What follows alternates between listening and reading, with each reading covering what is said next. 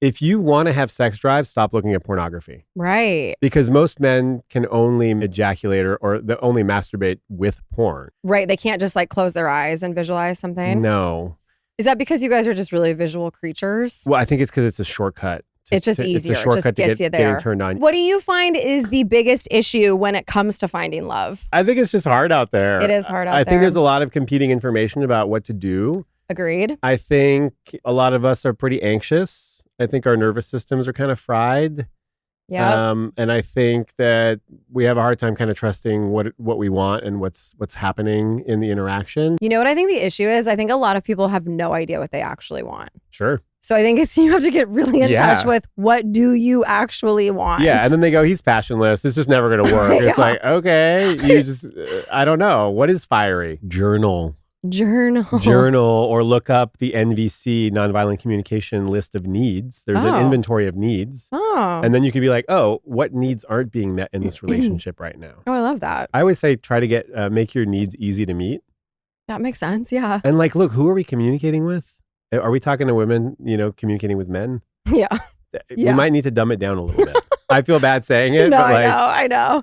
Yeah. No, I think men are simple creatures, which I think is a good thing. I think sometimes we give you guys too much credit. Like you're thinking too much. It's like, no, they're actually We could be deep. No, you can. But you got to go slow. Yeah. Yeah. Simplicity is key. Okay. So I want to talk about the difference between attachment and love. Okay.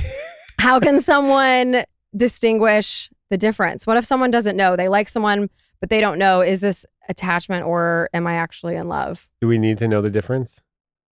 Well, I feel like attachment might not last very long. Oh, I mean, attachment is that's the name of the game. That's what we're doing. We want to be attached to people, right? We're talking about like attachment theory and secure and ambivalent and all that stuff. We want to be attached to other people. Securely attached. Is that the right way to say it? Because there's anxious attachment. Secure attachment. Yeah, and I'm the spicy kind. I'm the disorganized style. So I have a little bit of everything, which makes it challenging to be in relationships with me. Mm-hmm. And I struggle being in relationships. But the holy grail is the secure attachment. Mm-hmm. And I don't think that's what we should be aiming for. I think we should be aiming for, can we heal some of our attachment wounds in our relationships? We all have them. Yeah.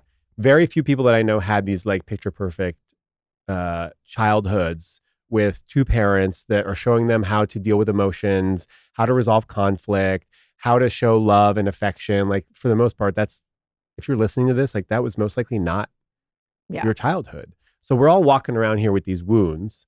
Can we meet someone who's willing to do some of the work to repair some of these wounds? Mm-hmm. I don't think we're walking around going like, oh, you're anxiously attached, I'm out. Oh, you're an avoidant, I'm out. Like that's going to prevent you from attaching to somebody. Mm-hmm. And there's going to be drama. There's going to be conflict. There's going to be friction. Hopefully we both have therapists if we can afford them. Yeah. Hopefully we have some tools to deal with this stuff when we're going to get triggered, because we will get triggered by our partners. Yep. I know. I think you really finally learn who someone is when you have that first tough conversation in relationship. And that's when you realize if they can have a tough conversation in an effective way. Or if they blow up, right. and they slam the door and they're able to come back and repair. I've heard people say that the relationship starts when the first conflict happens.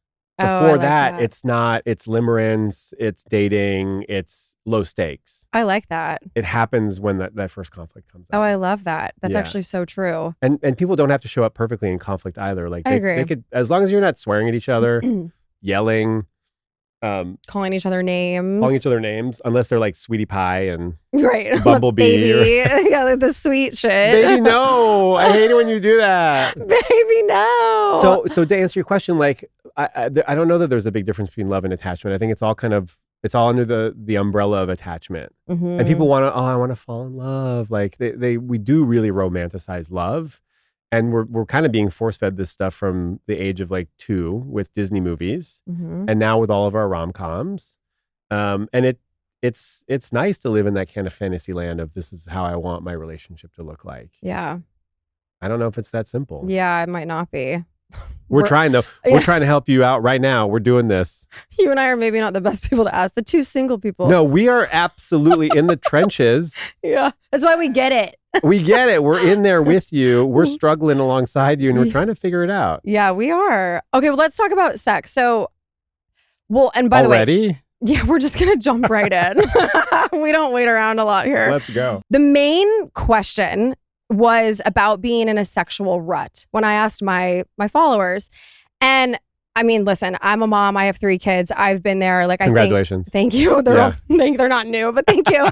But but let's give love to the single moms out there that are dating, raising children. Like, look, I'm a single guy with a dog, and I'm like, I could barely take care of myself. Yeah, no, it's not easy to do that. Like, to raise children and be out there. Like, kudos. I just want to acknowledge the listeners out there appreciate that are single parents. Yeah, here's to the single moms and dads. Absolutely. There's few. I of do those. that a lot, but they are out there. But even if you don't have kids, I think anytime you've been in a long-term relationship, I mean, that could even be 2 years, you've probably experienced a sexual rut to some degree. Sure. So how can couples get out of the rut and keep it fun and exciting? Date new people. Bring a third in. Someone else. No, I'm just kidding. I'm kidding. Great advice. I'm kidding. So I have a tool for this. It's called there's this thing called the yes, no, maybe list, and we'll include it in the show notes. I love this. It's a questionnaire that you can take out to dinner or to drinks with your partner. You get a babysitter. You print out 2 copies of this thing, and it has a lot of like yes, no, maybes, things that you could try in the bedroom that you are a yes, no, or maybe to. And you could draw like little happy faces or sad faces, and it's all sorts of stuff. And it's like, it's the stuff that we think about, that might be a little bit kinkier, like whatever, candle wax or nipple clamps or all that stuff. But there's just a lot of different stuff, and it can open up some avenues. Yeah. Moreover, they have this section where it really helps you figure out what can you do to use the kind of language that will turn your partner on, which I've never even considered. Like, some people really like the word dick, but they don't like the word cock. Or it's like, so call my penis a cock, never call it a wee-wee. Oh my God, right? Yeah. No, always call it a wee-wee. Always call it a wee-wee. I have a kid thing. That like, turns me on. Whatever. So there's all these ways in which you can communicate more effectively to turn your partner on. So I think those are 2 little tools that can be kind of fun. It's actually really easy to do. You print it up and you go, and you kind of commit to having like a date night about it. Yeah, and it sounds fun. And I think it would just bring you guys closer too. If you don't want paper involved in any of this and you just want prompts, I think the issue is that we're not used to talking about sex. And I think the longer you go without talking about it, the harder it becomes to do it, to kind of broach the subject. Yeah. It's like when you stop going to the gym. You know how hard it is to get back in there? Yeah, it's real hard. You know how good it feels when you finally do? I know. Same thing with sex talk. Yeah. So can you set some time aside and say, honey, I'd love to talk about our sex life. I love having sex with you. Right? Like, yeah, you got to like be nice. Yeah. Be Start nice. with something positive. And I'd love for us to figure out like new things that we can try, or ways that we can meet our needs, or like something to make it maybe a little bit more intimate or a little bit more exciting. I love that. I'm gonna look that up for when I'm in a relationship. Yeah, or you can actually do this when you're dating. Oh, right. Okay. Like, yeah. it could be like it a doesn't fun. have to be like in a rut necessarily. No, it could be I think some people have lovers. I think I was just thinking about this on the way over. We need more lovers. I agree with you. Where are the lovers? Well, because I heard you talking about like situationships. Nick Vile was like, and the situationship. But like in France, people would just call that a lover. Right. We call it friends with benefits, situationships, booty calls. That's lame. You're right. They can be lovers. You're lovers. I have a lover on the side or whatever. I like that. We're going to bring that back. Language. It's important. It is important. It makes a huge difference. Lover sounds so much better. Okay, let's talk about men specifically. I know women do it too, but masturbating in relationship, because I know a lot of women who will find out that their husband has been masturbating, and it's like almost like they take it personally. Like their man would rather be masturbating than having sex with them. I can see that would be a problem. Yeah. So walk me through that. So I think masturbation in a relationship is fine, as long as your partner's sexual needs are being met. Okay. And I think the problem is when they're not being met, and you've got someone jerking off in the side room or in the guest room, and you're in bed going, what the fuck? Right. So also, I do want to give a little bit of room for it to be okay to sometimes not have the energy to have sex, right? Masturbating and masturbating to pornography. And we can talk about. I want to talk about that too. I knew you're leading me down a road, and I know exactly what you're doing. It can be a source of like stress relief, and it can be like it's a solo practice. It doesn't require having to be present to anybody else. And on its own, I don't think it's a problem. I think it's a problem when you're not having sex with your partner and your partner wants to be having sex with you. Okay. So that's when a conversation needs to happen. Hey, I noticed you're masturbating to pornography or on your own, but we're not having sex. And that feels bad. And I'm horny and lonely and kind of sad about the whole thing. Yeah. Yeah. What can we do? Yeah. What can we do to fix this? It's not that like you and I, the problem isn't between us. It's that the problem is in front of us. We are a team and we're going to try to fix and solve this problem together. I like that. And so there needs to be some communication. My whole thing always comes back to communication. I know it's kind of boring. No, but it's the truth. What are you going to do? How are we going to? Yeah. We're not mind readers. No, communication is everything. Is there a world in which men just really need to get off a lot more than women? And even if you're having a really healthy sex life, they still just need to be coming? Just jizz. I got to jizz. Jizzing left and right. So there is something called libido discrepancy. Yeah. It's a real thing.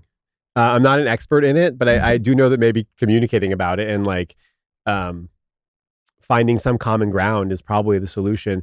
Here's the thing though. If you've got a partner with high libido, and I don't think it's like as women age, their libido goes up and men's libido goes down. So we're not just talking about dudes needing to jizz all the time. That's true. Women the need women to do. problem. It's the women. It's not. Nobody's the problem, but the women also need to jizz a lot. So if you're a high libido partner, you're gonna feel kind of disappointed that your partner's not able to meet you there. But if you're a low libido partner, you're gonna feel disappointed that you're not able to meet your partner also. Yes. So there's a lot of disappointment.